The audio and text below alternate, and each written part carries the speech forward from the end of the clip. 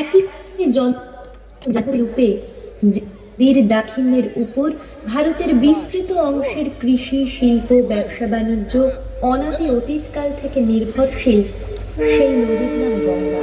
গঙ্গোত্রী হিমবাহের গোমুখ নামক তুষার গুহা থেকে নদীরূপে আত্মপ্রকাশ করে হরিদ্বারে এসে সমভূমিতে অবতরণ করে এবং অকৃপণ ধারায় অভিসঞ্চিত করে সাগর অভিমুখ।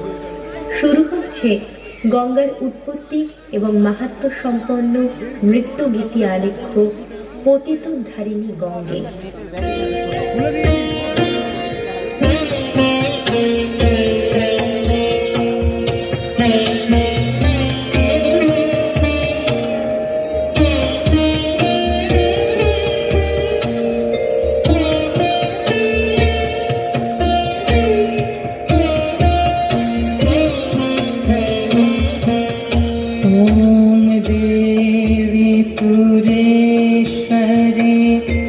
भगवती गंगे त्रिभुवन तारिणी तरल तरंगे शंकर मौनि निवासिनी विमले मम मतिरास्तं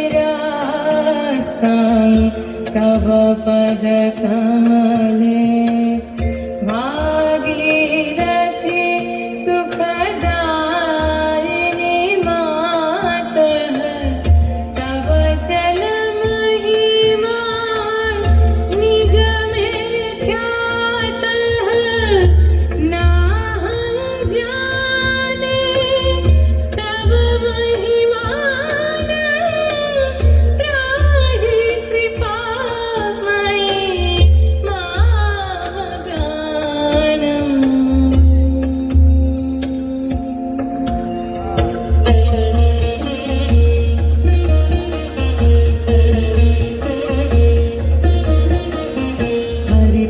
पद्मतरङ्गिणि गङ्गे हिमविधुमुक्ता धवल तरङ्गे दूरे कुरु मम दुष्कृतिभारं कुरु कृपया मम सागर पारं तव जलममलं येन निपीतं परमपदं खलु तेन गृहीतं मातर्गङ्गे तयोः किरतं द्रष्टुं यामनशक्तः पतितोद्धारिणि जाह्नवी गङ्गे खण्डित गिरिवर मण्डित भङ्गे ईशजननि खलु मुनिवर कन्ये पतित निवारिणि त्रिभुवन धन्ये।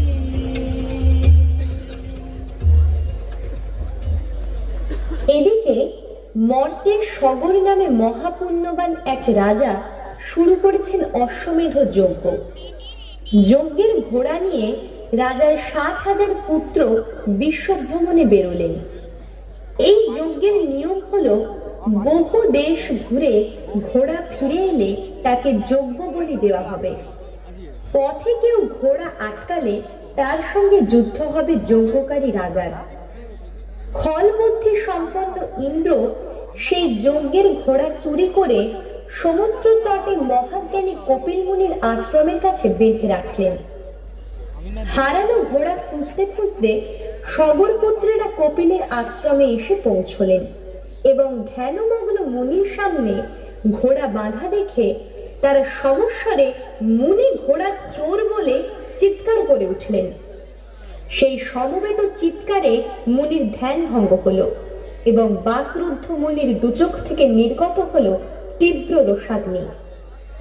সেই অগ্নিশিখায় তৎক্ষণাৎ ভস্মীভূত হলেন সগর রাজার 60,000 পুত্র। খবর পাওয়া মাত্র সগর রাজার পৌত্র মুনির কাছে অনেক অনুনয় করলেন।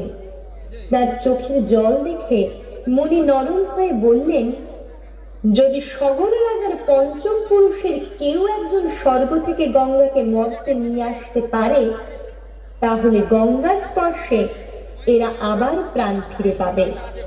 সগর রাজার পঞ্চম পুরুষ ভগীরথ ব্রহ্মলোকে গিয়ে কঠোর তপস্যা করে ভগবান ব্রহ্মাকে রাজি করালেন গঙ্গাকে মুক্তি দিতে।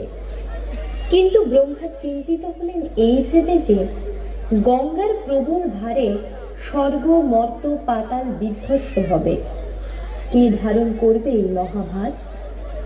সমাধানে এগিয়ে এলেন মহাদেব।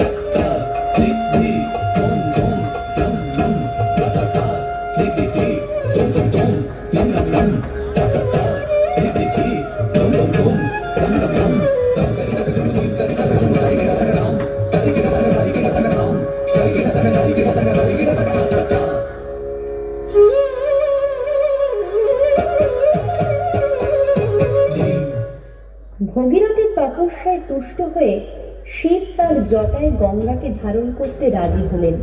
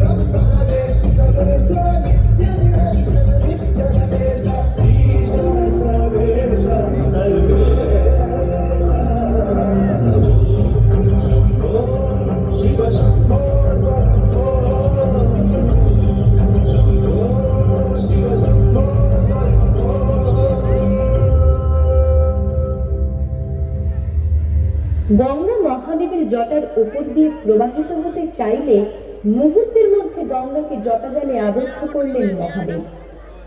নিজের ভুল বুঝতে পেরে গঙ্গা শিবের কাছে ক্ষমা চাইলেন আর ভগীরথ শুরু করলেন শিব বন্দনা। ওম নমঃ শিবায়। ওম নমঃ শিবায়।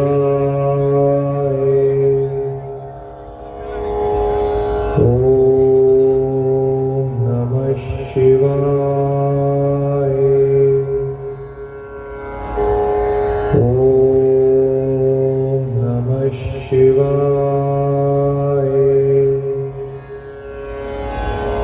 ওম নমঃ শিবায়। ওম নমঃ শিবায়। অবশেষে মহাদেব তুষ্ট হলেন। গঙ্গা মুক্তি পেয়ে 3 ধারায় প্রবাহিত হতে আরম্ভ করলেন। স্বর্গে গঙ্গা মন্দাকিনী, পাতালে ভগবতী আর মর্তে অলকানন্দা।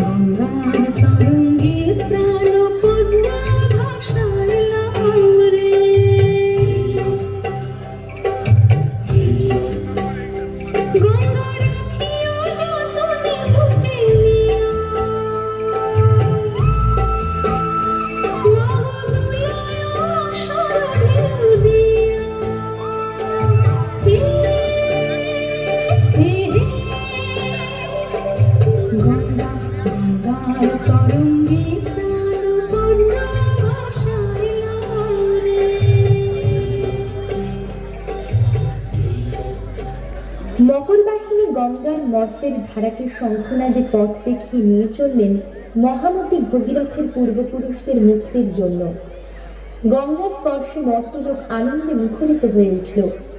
মরুভূমি হয়ে উঠল শস্য শ্যামলা, বন বনাঞ্চল হল পুষ্প শোভিত, পাখির কলরবে মুখরিত হল চতুর্দিক।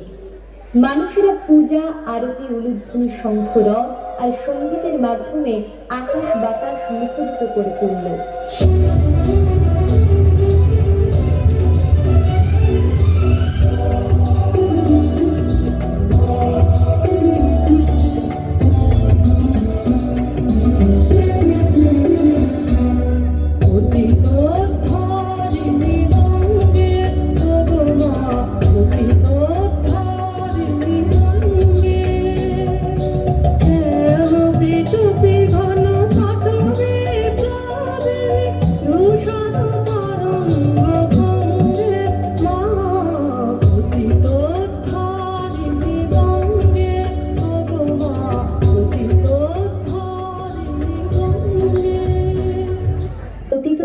গঙ্গার অববাহিকা অঞ্চল আজ কলুষিত। তরল আবর্জনা, পোড়া জ্বালানি তেল, রাসায়নিক সার ও কীটনাশক, কয়লার অবশেষ গঙ্গায় ফেলা হচ্ছে। তাই গঙ্গার জল আজ আর বিশুদ্ধ নেই। অববাহিকা অঞ্চলে ছড়িয়ে পড়েছে নানা রোগ ব্যাধি। বিস্তীর্ণ দুপারে অসংখ্য মানুষের হাহাকার শুনেও নিঃশব্দে নীরবে ও গঙ্গা তুমি গঙ্গা বইছ কেন?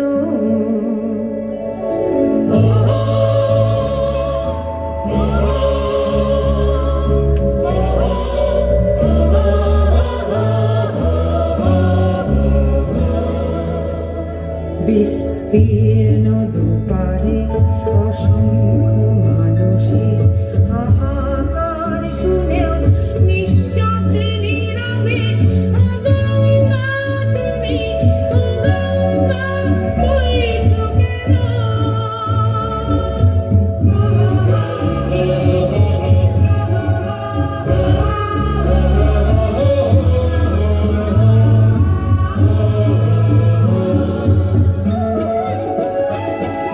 স্রোতস্বিনী তুমি নাহিব, তুমি নিশ্চয়ই জাহ্নবী নও, তাহলে প্রেরণা দাও না কেন? উন্মত্ত ধারার কুরুক্ষেত্রের সরসজ্জাকে আলিঙ্গন করা সহস্র কোটি ভারতবাসীকে জাগালে না কেন? বিস্তীর্ণ দুপারে অসংখ্য মানুষের হাহাকার শুনেও নিঃশব্দে নীরবে ও গঙ্গা তুমি, গঙ্গা বইছ কেন? বিস্তীর্ণ দুপারে অসংখ্য মানুষের হাহাকার শুনেও নিঃশব্দে নীরবে ও গঙ্গা তুমি, ও গঙ্গা বইছ কেন?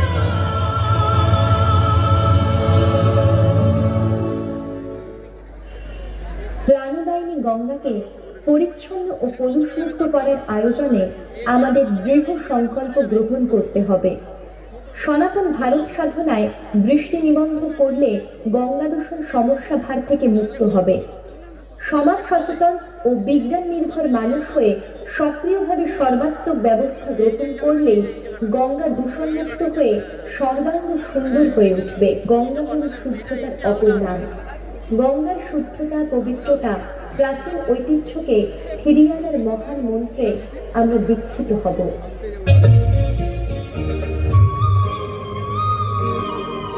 ও মা পতিত পাবনী গঙ্গে, পতিত পাবনী